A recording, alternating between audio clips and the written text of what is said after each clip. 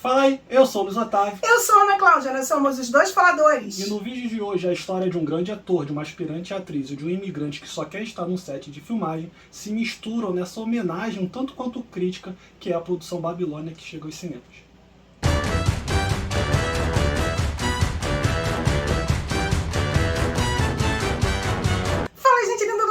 Já se inscreveu no nosso canal? Se você não se inscreveu, se inscreve agora. Custa nada. É só apertar inscreva-se. Deixa aqui o teu joinha que é muito importante para nós. E comenta conosco qual é a tua expectativa. Se já assistiu, se curtiu, se não curtiu. Comenta aí com a gente adora os seus comentários. A gente aproveita para agradecer a Paramount que nos convidou para ir assistir. Beijo, sua linda! O filme vai chegar dia 19 de janeiro agora nos cinemas. Semana que vem. Vulgo semana que vem. E vai contar então a história, né, desses três personagens. Na verdade tem vários outros personagens no filme, mas a história vai centrar principalmente na história desses três. Como se fossem três arcos principais. Isso. E aí você tem o aspirante, a aspirante atriz, que é a Margot Robbie, você tem o Brad Pitt, que é o ator já consagrado, e você tem o imigrante, que eu esqueci o nome do ator agora, mas que também está ali permeando. Na verdade, muitas das vezes ele é o link entre o núcleo do Brad Pitt e da Margot Robbie. Uhum. E eu vou te dizer que o filme ele vai permear, ele vai seguir um momento muito importante de transição do cinema, que é quando você vai sair do cinema mudo para o cinema falado, né, para o cinema musicado, e os impactos disso. Além disso, a gente não pode falar muita coisa. Uhum. Porque aí a gente já começa a entregar algumas reviravoltas que o filme vai ter. Uhum. Agora, é bem escatológico. Né? O que nós podemos dizer é escatológico. O que eu também acho, assim, eu sempre fujo de hypes, eu sempre fujo de muita coisa. Eu tinha visto o trailer no cinema, eu não lembrava muita coisa do trailer, depois que o filme passou eu lembrei de algumas coisas, mas eu fiquei extremamente feliz assistindo o filme. Eu gostei muito, acho que o trabalho do Brad Pitt tá melhor do que Era Uma Vez em Hollywood. Você gostou de fazer essa comparação? Né? Gostei. Porque, de uma forma, é de novo um filme celebração. Celebração da história do cinema americano, principalmente. Então você tem essa ideia desses três personagens que eu achei que foi genial, porque os três são muito carismáticos. E o Manny, né, o Manuel, que é o imigrante mexicano, que conhece a Leni Laroy e o Jack Conrad, ele fica ali... Diego Calva, o nome do ator. Muito bom ator também. Ele fica ali entre esses dois, linkando, mas ele tem uma história própria, ele tem um desenvolvimento próprio. Talvez menor do que os outros dois, sim, mas é tão importante quanto. Não acho que isso é desenvolvimento. Eu acho, na verdade, eu acho que ele é o que tem o desenvolvimento mais completo.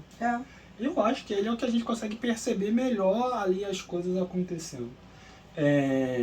Por tudo que vai passar no filme. E assim, a ideia é de um cinema, e até de uma Hollywood não tão convencional, puritana, como a gente está acostumada.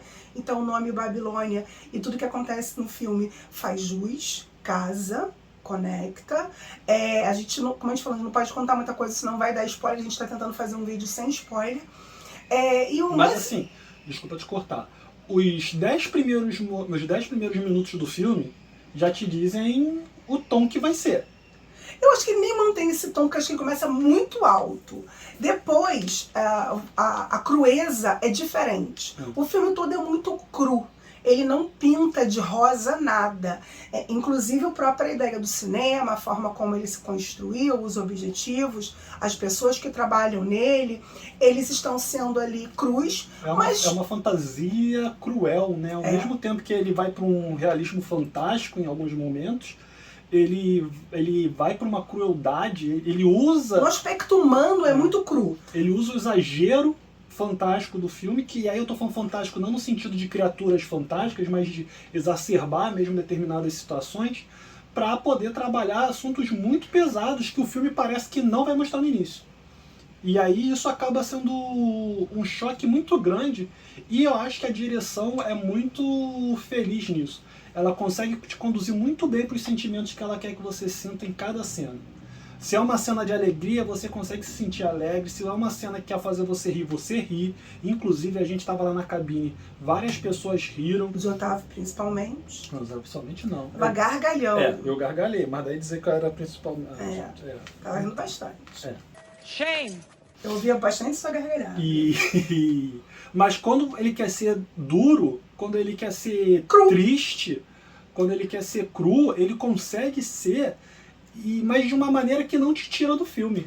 E o filme é ambientado, eu não posso, acho que eu posso falar que não vai estragar a experiência. Se trata na década de 20, 1926. Então você tem uma ideia, inclusive dessa época, de uma época muito mais tranquila do que... Uma época muito mais glamurosa. Glamurosa e muito menos farrista do que o filme retrata. Mas é lógico que a própria ideia do moralismo da época, de tudo que envolvia os próprios atores, os próprios estúdios, eles não eram tão controlados. A própria forma de fazer filme era muito mais livre, né? Como eles não tinham a fala, eles só precisavam de que os atores mexessem a boca, eles não precisavam decorar, e depois eram colocados os takes com as frases. Inclusive, achei muito curiosa a forma como eles fazem as escritas, depois vocês vão ver lá. Como é que eram escritas as frases dos filmes mudos, as legendas. E aí você vai tendo o desenvolvimento disso, mas ao mesmo tempo, engraçado, embora o filme seja cru, assim, um momento seja até um pouco violento, forte no que ele está mostrando, eu não me senti agredida. Como também não senti que agredia o próprio cinema. Era como muito mais a White Child, como também se o cinema fosse uma criança selvagem, né? E que depois vai se moldando, né? Mas ela começa muito solta, muito livre. Tem uma criança berrando. White Child. Que, meu Deus do céu. Acho que nem deu pra vazar, mas tem uma White Child lá fora gritando. Então, assim, eu acho que essa ideia do White Child tem muito a ver com a própria época de que está aprendendo também a fazer cinema, né? Está se descobrindo as técnicas, estão aprendendo a fazer, e para os próprios atores. Tem muitos que, inclusive o cinema já explorou essas questões de que alguns não conseguiram nem migrar. O próprio artista que ganhou o Oscar anos atrás, acho que em 2011, pode ser por aí, ele se dá nesse período, mas claro, de uma maneira muito mais romântica, de uma maneira muito mais delicada. Esse não. E aí o filme claramente é uma homenagem. Você não percebe isso no início do filme. O início do filme parece que é só o retrato ali da situação desses três personagens, mas conforme o filme vai passando, você vai entendendo que é uma homenagem, e o final do filme, então, ele sai realmente ele tira o pé da realidade e vai pro fantástico, para realmente celebrar o cinema em si.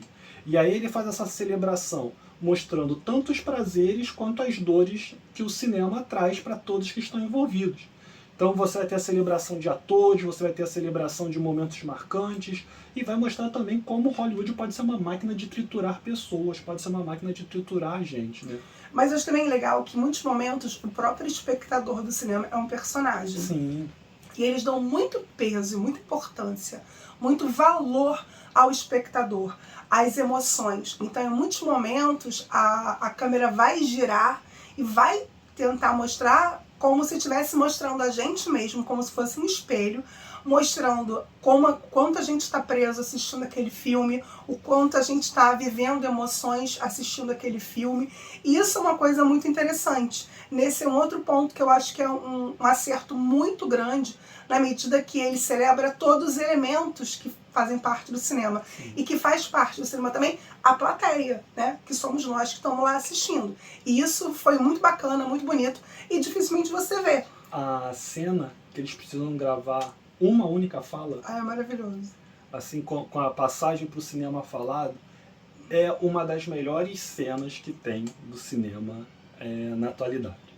Assim, você vai vivendo, ao mesmo tempo que é uma cena cômica, você vai vivendo a agonia, você ri, mas ao mesmo tempo você está sentindo a angústia de toda a situação. É quase ali. Claustrofóbica. Sim. A personagem parece que ela tá... Tem horas que parece que ela nem consegue mais respirar.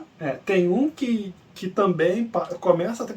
Tem um personagem que tem uma crise ali na hora que meu Deus do céu... Fala, me representa. Tenho vontade de fazer aquilo. Eu entenderia facilmente a situação dele ali. Só para não dizer que a gente não falou, né? O diretor é o Damien Chazelle, que inclusive também é o roteirista do filme. E aí aquilo que a gente sempre fala, que quando você tem um diretor, um roteirista, isso pode trazer alguns problemas.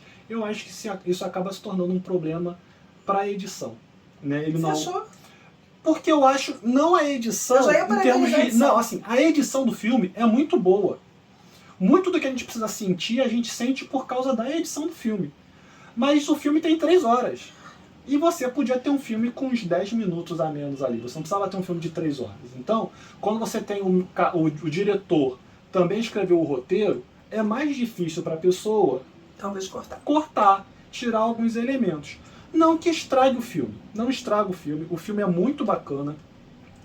Mas assim, também não sei se é um filme que todo mundo vai gostar. Porque, como a gente falou no início, é um filme escatológico. Tem momentos escatológicos mais fortes. Mas ele não é todo instante, todo momento escatológico. A alegria é uma alegria escatológica. É uma alegria exacerbada, uma alegria histérica. E aí quando você vai pro momento mais pesado do filme, isso... É curioso dizer isso, porque mesmo nesse momento de alegria acontecem umas paradas bem bizarras. Então o filme todo é bizarro. O que acontece é que em dado momento a alegria exagerada, o fascínio, o brilho fabricado, ele vai sendo retirado. Então você só fica com o peso da situação. Nisso, de novo, o roteiro, a edição e a direção são muito corretos em fazer essa transição. Você consegue perceber facilmente que você está vendo 2 filmes diferentes dentro de um, mas que não se agridem, que não causam ruído no outro. Eles se complementam muito perfeitamente. E outra coisa que eu adorei é a trilha sonora. Né? Principalmente nos momentos agitados, as músicas tocando ali, que tem bastante metal. Eu gostei muito, é uma parte bem boa do filme. E tem várias participações especiais. Então a gente falou desses 3, mas tem o Tobey Maguire, que inclusive é produtor. Tem a Samara Weaving participando. Tem muita gente ali famosa que aparece em alguns momentos importantes do filme. Eu queria falar dos atores. Eu achei... Margot, né? Sim. Achei que Margot se entregou total pro papel. Um nível de entrega difícil de você ver. Ela realmente mergulhou nisso. E ela cria uma Nelly... ao mesmo tempo frágil, quebrada, forte, intensa, louca, apaixonada, selvagem, mas extremamente interessante de ser vista. Porque é isso exatamente que o personagem é nessa história. Ela é alguém que é interessante de olhar, de se observar, né? E é isso que exatamente essa luz que ela tem, ela fala uma frase que é engraçada: não vamos me tornar uma estrela, eu nasci estrela, eu sou uma estrela. Entendo-se dela bastante. Não precisa nem dizer nada. Quem estrela não precisa dizer. Então, e aí eu achei assim que ela é incrível e a Margot foi assim certa, no nível certo. Acho que ela chorou na hora que ela tinha que chorar, literalmente. Ela riu na hora que ela tinha que rir. Ela se expôs na hora que ela tinha que se expor. E foi incrível. E ao mesmo tempo você tem o Diego. Diego Calva. Que também está muito bem, junto com o Brad Pitt. Apesar de todos eles, dos 3, o Brad Pitt é o ator mais experiente, há mais tempo na indústria, né? Mas e todos é o personagem mais afetado também. Né? É o personagem mais afetado. Porque a própria experiência dele tem tudo a ver com ele ser um ator mais antigo mesmo. Porque ele também é um ator que já tinha feito mais de 80 filmes. Só com o mesmo cara, com o mesmo maquiador. O mesmo maquiador. Né? Ele já tinha feito mais de 82 filmes com o mesmo maquiador. Então, ele incorpora mais os trejeitos, né? Daqueles galãs do filme antigo, que tem que ter toda uma pose. E não sei. Mas é sensacional como é que ele, quando ele tem que interpretar o ator interpretando, como que é incrível que você vê que ele tá de um jeito, ele tá alcoolizado, talvez ele tá cansado, ele tá de saco cheio. Ação! A própria Margot Robbie também, ela consegue fazer isso muito bem. Porque em dado momento, eles vão demonstrar isso de maneira diferente. Mas né? aquela interpretação do galanzão da década de 30, 40, até 50, 60, você nem tinha aquele galã que faz aquela cara, aquele cabelo todo pra trás, lambido, né? E aquele carão. E aí lá vai ele. E aí acaba a cena. A Margot então faz isso. É isso, eu acho. Porque ela chora e ri. Assim, eu não sei. Todo ator que chora e ri tem Eu não sei se esse filme vai ter indicações para premiação, assim, mas eu acho que de montagem ele merecia. Eu não acho tão... Talvez alguns não queiram por causa do tempo. Mas assim, eu vou falar sobre a minha experiência das 3 horas. Eu não senti. Eu senti um pouquinho. Eu não senti. Eu fiquei completamente imersa, amei o filme, adorei os personagens, adorei tudo. Então, assim, eu não senti as 3 horas, não pesou. Você cortaria alguma cena? Não. Não, acho que você não precisa cortar. Eu acho que você não precisava cortar nenhuma cena, mas eu acho que tem nem cenas diminuiria, ali não deixaria. Eu diminuiria. Algumas cenas eu diminuiria ali. Vou te falar, pra mim, E outra coisa que eu ia falar, tanto o plano sequência, ele é Sim. muito bem utilizado. A gente tá esquecendo de falar É uma disso. outra coisa muito importante de falar, porque às vezes eu critico plano sequência desnecessários. Mas esse é perfeito, tá no contexto, soma a história, ele não tá ali para a direção se exibir, para a produção se exibir. Ele tá ali como um elemento para te mostrar uma história, te mostrar um momento, e fica sensacional. Tanto tá falando é que não é o tempo todo, né? Sim, e que cena difícil de ser feita. Você imagina dirigir, você faz isso, é uma coisa colossal. São umas 3 cenas em plano sequência longos, assim. Tem uma logo na entrada, tem uma no meio e tem uma que é mais ou menos a repetição da primeira, assim, mas você pega como se fosse, na verdade, a continuação da primeira e não uma repetição. E assim, é maravilhoso. Então, assim, nesse ponto, eu acho que a montagem, pra mim, dá um ritmo que faz com que o filme não fique longo, não fique cansativo, não sentir barriga. E eu achei que o tempo, nesse ponto, trabalhou, porque eram 3 personagens, eram 3 histórias, 2 nem acabam se cruzando, praticamente, mas o Maine é um ponto de ligação entre eles. Tem ainda uma quarta história que ela fica acontecendo um pouco mais de lado, mas que background. ela tem o seu papel de importância, que é o artista negro que está ascendendo nessa carreira e o preconceito que ele vai passar em dado momento, como ele vai ter que lidar com o Sidney racismo. Palmer. Lembrei o nome não é o nome do ator, é o nome do personagem. E assim... Viu como eu gostei do filme? Eu lembrei o nome de todos os personagens. Isso raramente acontece. Nellie Leroy, Jack Tu lembra o nome da crítica? Diego. Era um nome diferente. Diego Almeida. Era a Madame... eu lembro da Madame Feng Fei, que é a chinesa. Isso. E daquela senhora que é uma crítica, estava sempre vestida de roxo. Era mais difícil de lembrar. Rochester, era algum nome mais difícil. Que também tá muito legal, tá muito bacana como crítica de cinema. E ela tem umas falas, assim, em dado momento do filme, né, que eu acho que a partir da fala dela que o filme realmente entra perde o glamour todo, assim. O filme começa com o glamour lá no alto, aí você tem um dado momento que o glamour diminui, e aí, a partir de uma determinada fala dela, que eu acho que é o marco assim, ó, aqui acabou o glamour, aqui a gente vai lidar só com a crueza, né? E aí ela convida, direto, porque ela fala olhando para a câmera muitas das vezes, ela convida a gente que está assistindo agora a entrar no mundo da crueza, sem o glamour, sem o brilho do que a gente está assistindo. E eu vou te dizer que o final é bem inesperado. Eu ia falar que a cena final do Manny é linda. Eu acho que ele entregou, fez tudo que tinha que fazer na medida. Eu acho que é até uma cena perigosa, porque ele podia desvairar pro excesso, pra cafonice. Um pouquinho cafona. Não achei. Mas combina com o filme, porque o filme é todo afetado. O início do filme... Porque o filme é sentimental. Sim.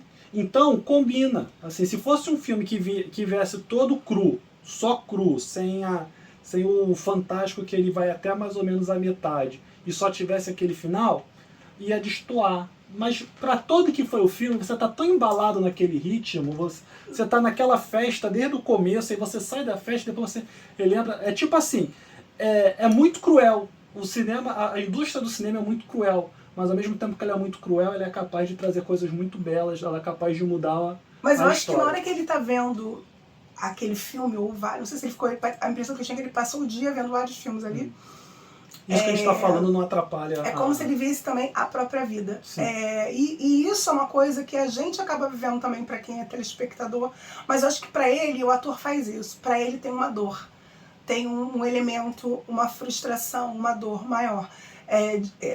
Diferente de alguém que está vendo algo que parece que perdeu, vai entre seus dedos. É a impressão que eu tenho que ele perdeu nessa situação. E isso é a beleza do filme. Para mim, o filme é retocável, para mim pode concorrer a prêmio, maravilhoso, adorei, curti pra caramba. E vou falar, é um filme até que eu assistiria outra vez, tá? Gostei tanto que eu assistiria de novo. Gostei. Então valeu a pipoca, valeu o cinema, valeu, posso falar o estacionamento? Valeu o preço do estacionamento, falar só isso. Valeu o preço do estacionamento. Oh, meu Deus. Valeu a pipoca, o refrigerante, não vou reclamar porque valeu o ingresso, entendeu? Valeu tudo. Pra mim, valeu. Não, vale o ingresso, eu acho que vale o ingresso, mas eu acho que você tem que saber que você tá indo assistir um filme diferentão. Um filme de 3 horas diferentão. Cara, eu não achei o filme tão diferente assim. Ele é. Eu sei que é, mas pra mim eu achei bem... Ele é diferente. Porque a gente já tá acostumado a assistir coisas diferentes. Pode ser. Eu gosto de coisas assim. Enfim. Então é coisas isso, né? Se você chegou até aqui e não se inscreveu ainda, aproveita para se inscrever no canal, clica aqui no joinha, escreve nos comentários se o que a gente está falando aqui te animou a assistir o filme ou não, quais as suas expectativas para o filme. Procura a gente lá nas redes sociais, tudo Dois Faladores, estamos lá também no Faixa Pop com a coluna Fala Aí, e fica esperto que... E a gente está agora lançando um monte de shorts, né? Isso. Então procura a gente nos shorts aqui do nosso canal. A gente também tá no Reels, também lançando também o mesmo short no Reels. Então se você quiser ver no Instagram, assiste aqui, fica à vontade. Mas assiste lá, comenta com a gente também, curte lá. É importante pra gente. Valeu? Beijo, gente. Valeu, tchau, tchau. até a próxima. What about you? Sorry? If you could go anywhere in the whole world, where would you go? I always want to be part of something bigger. I love that answer. Something that lasts, that means something. Something more important than life. Yes. It's written in the stars. I am a star.